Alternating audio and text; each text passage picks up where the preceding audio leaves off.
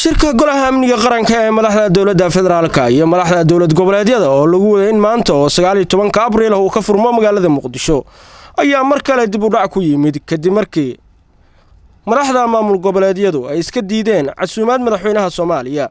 Ujeedka diidista casuumadaas ayaa ahayd inaan la xallin khilaafka dhex taagnaa dawladda dhexe iyo madaxda dawlad goboleedyada, isla markaana dawladda dhexe aysan madaxda maamul goboleedyada ama dawlad goboleedyadaba aysan ka daynin faragelin ay ku waday, iyo sidoo kale in ay ka xanibtay lacagihii dawladda dhexe ay siin jirtay maamul goboleedyada, kuwaas oo maamul goboleedyada intooda badan aan 2 sano ku dhawaad lacagahaasi la siin.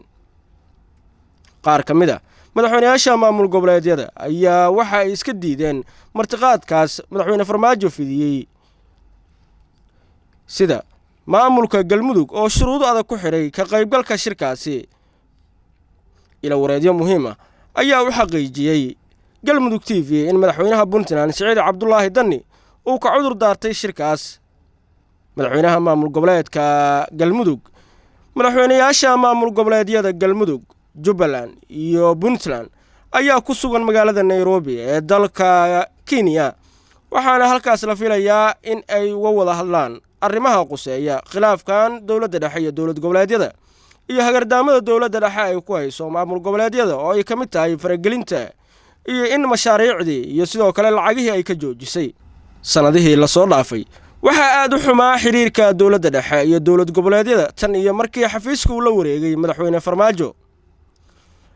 inta badan maamul goboleedyadu waxa ay iska diidanayeen ama ka soo horjeedeen faragelin toos ah iyo waliba mid dadban oo dawladda dhexe ay maamul goboleedyada ku sameeynayay.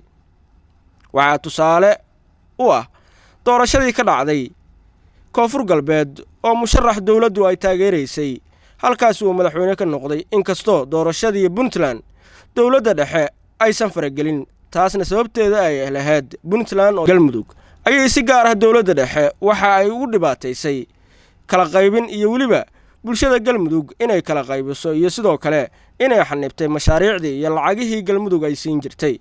Shirkii Amniga Qaranka ee Muqdisho ka dhici lahaa isla markaana dan badan ay ugu jirtay shacabka Soomaaliyeed ayaa waxa muuqata in dawladda dhexe tabashada maamul goboleedyada aysan xallin. shacab badanna waxay isweydiinayaan sida shirkaas ku dhici karo iyadoo dawladda looga cabanayo faragelin ay maamul goboleedyada ku hayso.